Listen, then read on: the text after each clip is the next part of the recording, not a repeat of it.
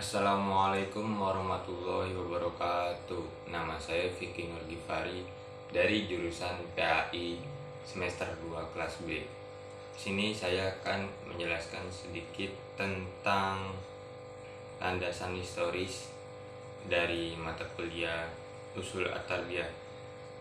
Jadi sejarah pendidikan Islam itu ada zaman realisme, ada zaman rasionalisme, ada zaman nasionalisme, naturalisme. Keempat ada zaman developmentalisme. Kelima ada nasionalisme, zaman nasionalisme. Keenam ada zaman liberalisme, positivisme, dan individualisme. Ketujuh ada zaman sosialisme.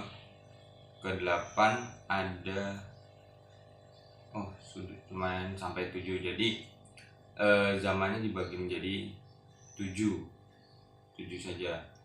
Terus untuk zaman realisme menghendaki pikiran yang praktis. Menurut aliran ini, pengetahuan diperoleh tidak hanya melalui penginderaan semata, tetapi pula melalui persepsi penginderaan. Terus ada sejumlah prinsip dari pendidikan yang berkembang di zaman realisme ini, yaitu pendidikan lebih dihargai daripada pengajaran, sebab pendidikan mengembangkan semua kemampuan manusia. Kedua, pendidikan harus menekankan aktivitas sendiri. Ketiga, penanaman pemahaman pengertian lebih penting daripada hafalan.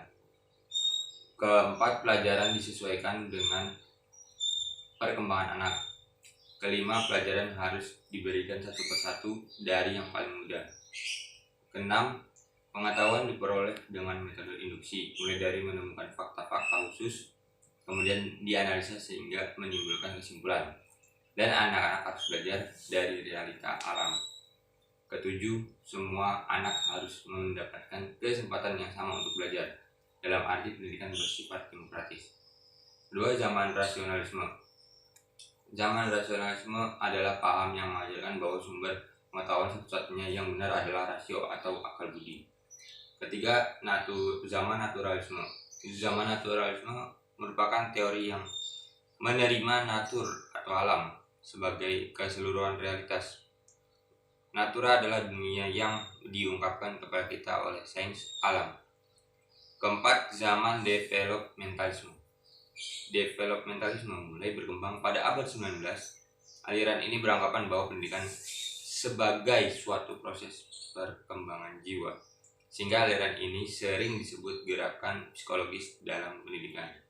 Kelima, zaman nasionalisme. Zaman nasionalisme ini, aliran ini muncul pada abad 19 dan merupakan upaya dalam membentuk patriot-patriot bangsa dan mempertahankannya dari kaum imperialis.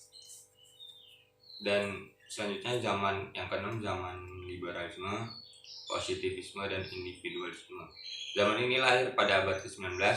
Paham liberalisme berpendapat bahwa pendidikan adalah alat untuk memperkuat kedudukan pemerintah yang pernah dipelopori dalam bidang ekonomi oleh Adam Smith. Kemudian zaman sosialisme yang ketujuh. Aliran ini muncul pada abad ke-20 sebagai reaksi atas dampak aliran liberalisme, positivisme, dan individualisme. Sosialisme seperti yang telah dikemukakan mula-mula muncul sebagai reaksi terhadap kondisi buruk yang dialami rakyat di bawah sistem kapitalisme liberal. Terus ada sejarah pendidikan di Indonesia. Dari pertama, zaman kerajaan Hindu-Buddha. Kedua, zaman pengaruh Islam. Ketiga, zaman pengaruh Nasrani. Keempat, pendidikan Nusantara. Kelima, zaman Orde Lama.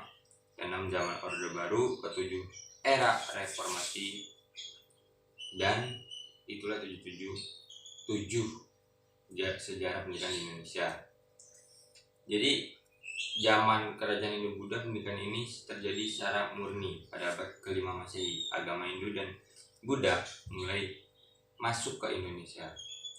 Kedua, zaman pengaruh Islam. Agama Islam yang dibawa oleh pedagang dari Persia dan Gujarat ke Indonesia agama Islam mudah tersebar karena agama Islam dapat bersatu dengan kebudayaan Indonesia. Keduanya dapat saling membantu dan saling mempengaruhi.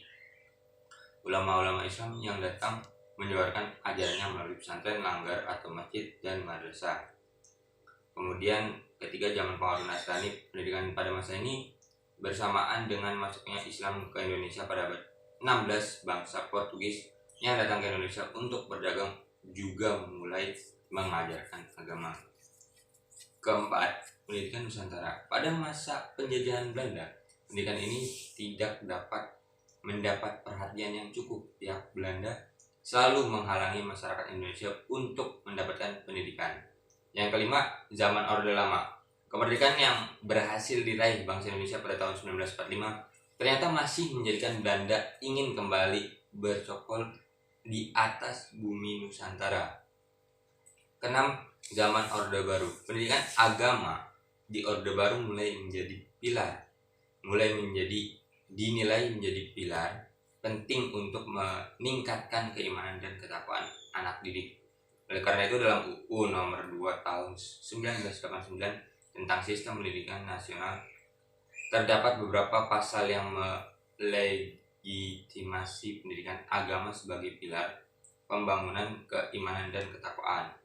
Ketujuh, era reformasi. Era reformasi ditandai dengan lengsernya rezim Soeharto pada tahun 1998 dari kursi kepemimpinan setelah 32 tahun memimpin Indonesia. Kemudian oleh B.J. Habibie pada masa pemerintahan JB, ia masih menggunakan program 1994 yang disempurnakan lebih lanjut pada masa pemerintahan Gus Dur. Dan terakhir, peran dari landasan historis pendidikan. Kata sejarah dari bangsa histori, yang sebenarnya kata histori itu sendiri berasal dari bahasa Yunani historia, yang berarti orang pandai.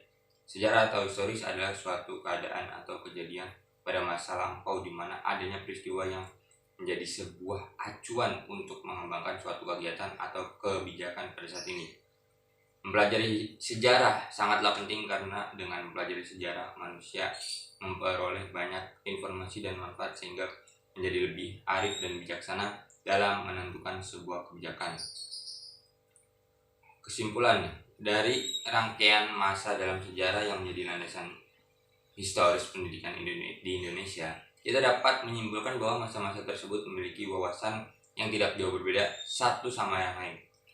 Mereka sama-sama menginginkan pendidikan bertujuan mengembangkan individu peserta didik, dalam arti memberi kesempatan kepada mereka untuk mengembangkan potensi mereka secara alami dan seperti ada-adanya. Kurang lebihnya mohon maaf, segitu saja dari saya. Sekian, Assalamualaikum warahmatullahi wabarakatuh.